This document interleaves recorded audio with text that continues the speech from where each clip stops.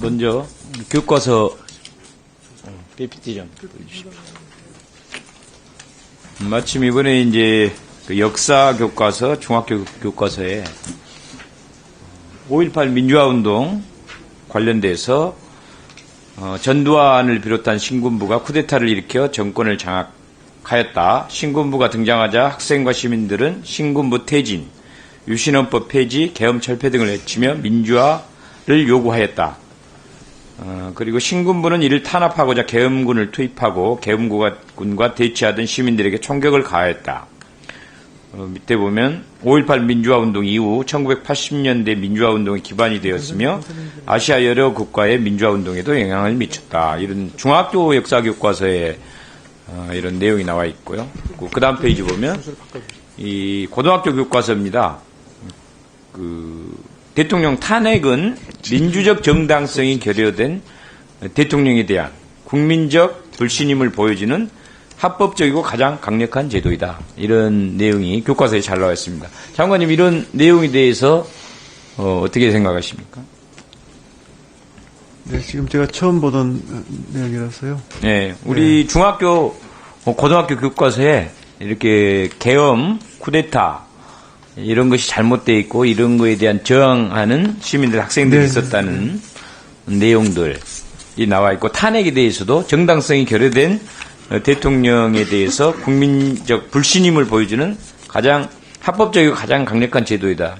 이게 이렇게 나와 있어요. 근데 이번 이제 검정교과서긴 하고 아마 전 때에 지금 이번에 길거리에 많이 나왔던 청년들도 아마 이제 역사 교과서에 이런 정도의 내용들을 어느 정도 공부를 했지 않았을까.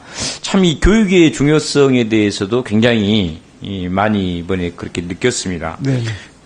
그런데 이제 우리 교육이 저는 문제점이 지금 법을 제일로 많이 잘하는 윤석열 어쨌든 윤석열 씨.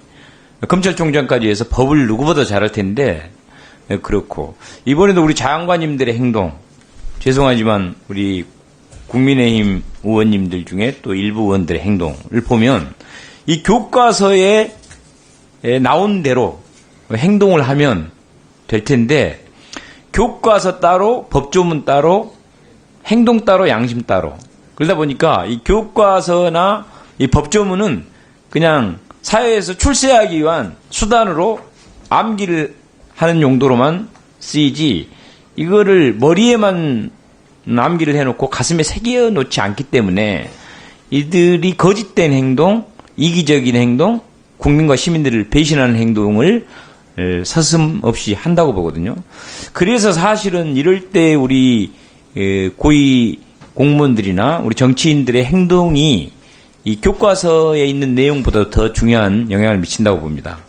예를 들어서 우리 교육부 장관님이 이런 자신이 모시던 대통령이 저런 행동을 했을 때 어떻게 해야 됩니까? 적극적으로 저항을 하고 못하게 하고 쫓아가서 멱살이라도 잡고 뺨이라도 때려서 이거를 막아야 되는 거 아닙니까?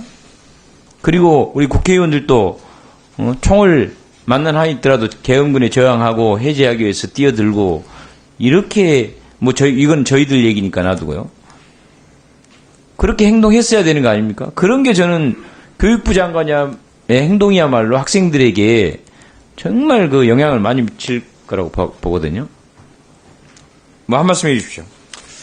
네, 제가 앞에서도 사과 말씀드렸고요. 계엄에 대해서 분명히 동의하지 않는다는 말씀도 드렸습니다. 또 사과 말씀도. 그 정도 가지고는 되지 않습니다. 내가 계엄군에 총에 맞아 죽더라도, 대통령의 멱살을 잡고서라도, 뭐 하는 짓입니까? 이렇게 해줬어야 학생들이 보고 배울 것이지, 배울 게 없습니다. 과거에 친일파들이 나라 팔아먹은 그 행동, 그렇게, 하여간 그렇습니다. 자, 그건 그렇고 제가 예산 관련해서 그 만 5세 무상교육 부분이 사실 증액 부분이라 이번에 증액을 저희들이 하지 못했기 때문에, 근데 예산 총칙에 이걸 넣어놨잖아요. 만 5세 무상교육 2,680억을 목적 예비비로 사용한다.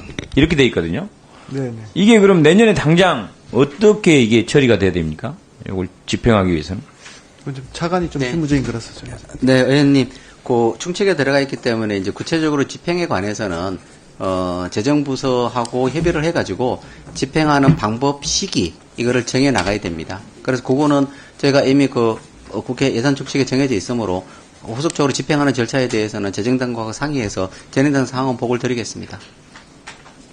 예, 이게 예비비로 돼 있고 재정장관한테 권한이 있어가지고 예, 목적 예비비로 이걸 가만히 돼 있기 때문에. 보고만 있으면은 그냥 무용지물처럼 되기 때문에 네. 이 부분을 어떻게 할 건지 또 우리 의회 안에서는 이제 이거를 추경으로 해서 교육부 예산을 어떻게 전환시킬 건지를 구체적으로 저희들한테 제시를 해 주셔야 이거를 실행할 수 있을 것 같습니다. 네, 그렇게 하겠습니다. 예, 그리고 그 다음 보면 AI 디지털 교과서 도전과 기회 이런 행사를 하신 것 같더라고요. 근데 이게 탄핵 표결한 하고 계셨습니까? 저는 그 엄중한 시기에 장관님께서 28억 들여가지고 그것도 예산도 특교를 디지털 교과서, 디지털 특교를 사용해서 또 행사를 28억이나 들고 싶으셨던데 시민들이 국가의 도로에서 추운데 탄핵 그 민주주의 지키기 위해서 떨고 있었는데 이 행사를 하고 계셨던데 어떻게 된 겁니까? 네, 뭐 오래 전부터 좀 기획됐던 행사라서 사실 저희가 또 이런 어려운 상황에서 또 교육 정책이 흔들리고 하는 거에 대해서는 또 국민들이 불안해하시기 때문에 행사를 취소할까도 좀 고민을 해봤습니다만 그냥 계속 하는 것이 좋겠다 하는 의견이라서 진행했다 말씀드립니다.